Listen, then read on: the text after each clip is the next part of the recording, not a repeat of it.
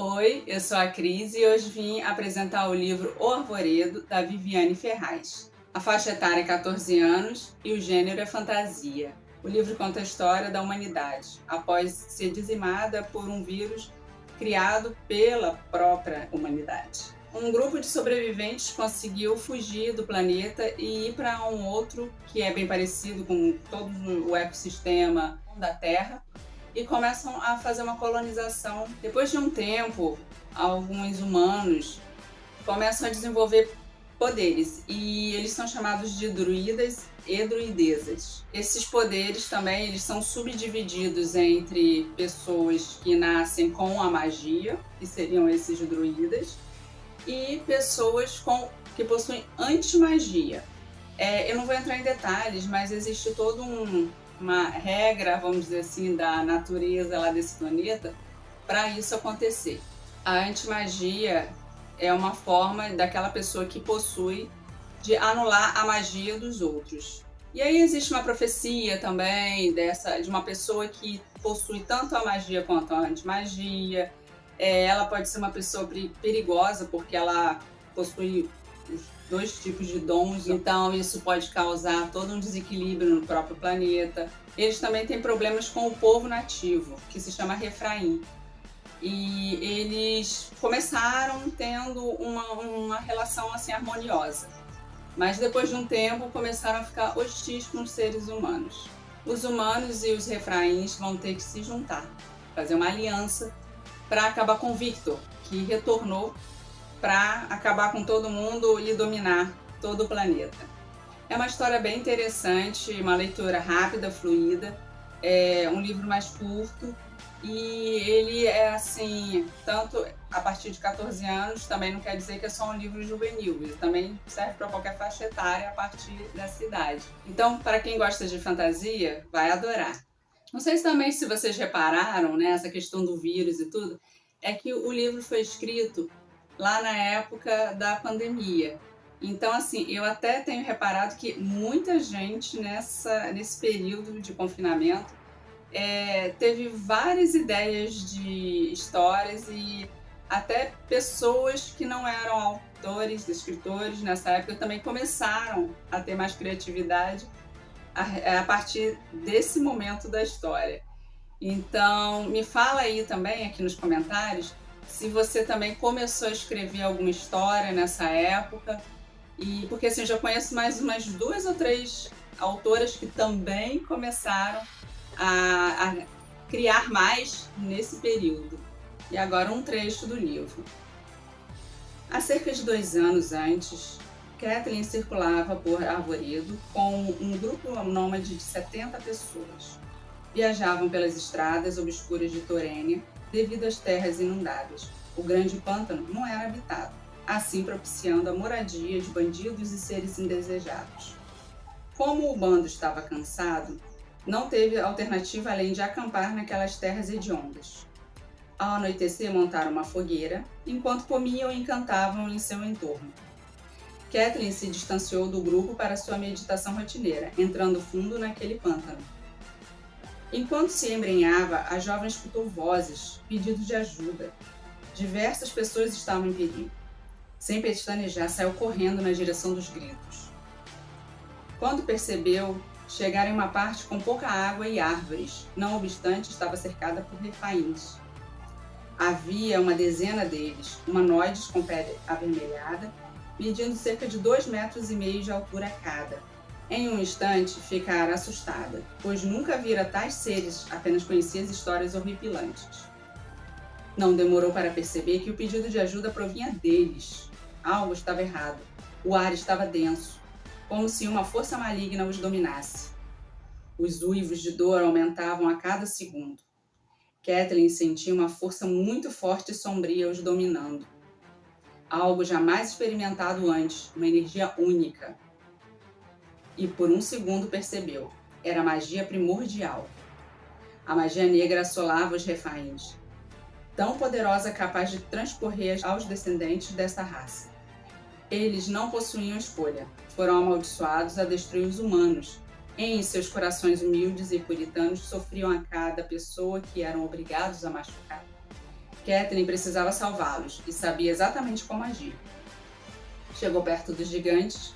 Em contrapartida, eles realizaram um círculo, deixando a jovem no centro, e ajoelharam-se vagarosamente. Após todos assumirem sua posição, a antidruida ergueu a mão esquerda para o céu e esticou a mão direita na direção do solo. Concentrando suas forças e energias, começou a sugar a maldição dos gigantes. Primeiro sentiu uma brisa suave, em seguida uma corrente elétrica passou invisível por seu corpo, fazendo-a perder o equilíbrio e cair de joelhos no chão úmido. Mesmo assim, manteve seus braços firmes. Os refaíns urravam de dor, enquanto a força negra era arrancada dos seus seres. Tal energia seguiu para a mão esquerda da garota, atravessando seu corpo, até pairar na mão direita, onde descarregava o encanto naquele solo morto. Foram apenas alguns minutos, entretanto, para os gigantes e para a garota pareciam horas. Com toda a antimagia utilizada por Catelyn para quebrar o feitiço, nem percebeu quando seus cabelos retornaram à cor natural, prateado. Ao encerrar, a jovem estava exausta. Aqueles 12 refaíns finalmente estavam livres, tanto que choraram por quase 1 hora de alívio e felicidade. Abraçavam-se carinhosamente. Quando a calmaria tomou conta do recinto, a antidruida conversou com os gigantes. O líder deles chamava-se Luís, um humanoide de 2,5 metros, com cabelos castanhos que estavam desgrenhados e sujos, e os seus olhos acinzentados demonstravam a tristeza e a bondade daquele ser.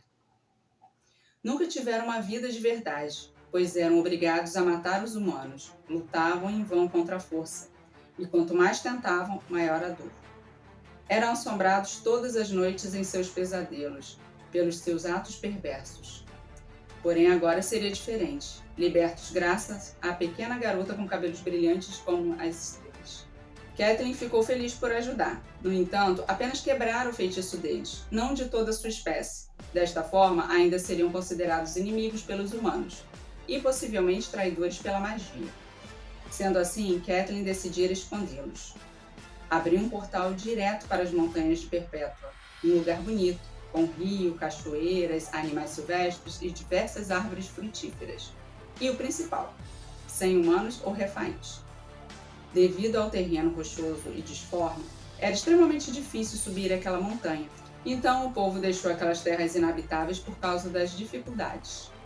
Depois de escondê-los e instruí-los a não sair por nada, Catelyn retornou ao acampamento. A antidruida manteve uma rotina de visitas aos novos amigos. Uma vez a cada 15 dias dava uma fugida e abria um portal para Perpétua. Durante estes encontros, Catelyn prometera ajudar o restante dos refaíns. Então, a partir daquele momento, passou a viajar com um propósito: encontrar respostas para quebrar a maldição. E quando ocasionalmente deparava-se com algum novo grupo de gigantes, quebrava a maldição e os levava para Perpétua. Hoje, existiam quase 40 refaíns escondidos nas montanhas. O e-book está sendo vendido na Amazon somente por meio digital. Bom, a autora, ela não é nova aqui no canal. A gente já falou dela, é a Viviane Ferraz, que também já lançou um outro e-book chamado Edazes de Almas. Eu vou deixar aqui no card para vocês verem um vídeo que eu já fiz aqui também no canal. É o segundo livro publicado. O livro foi lançado agora no domingo, então assim, tá fresquinho. Vai lá na Amazon, visita o perfil dela e quem sabe você já leva os dois, né? Apesar de não serem continuações, são histórias diferentes, tá? Com protagonistas diferentes, que aliás eu esqueci de falar.